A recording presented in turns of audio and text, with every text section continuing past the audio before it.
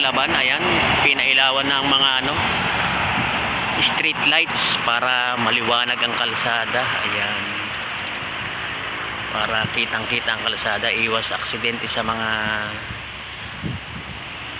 sasakyan. Good job. Tapos iwas sa mga masasamang loob, mga sulaman. Ayan, maliwanag na maliwanag, lahat ng poste may ilaw. Ayan, inayos siya ng Subic Enerzone dito sa Subic, isang Aboitiz company. Sila yung in charge dito sa mga sa electricity. Ayan, dati madilim yan Ayan, pinailawan niya.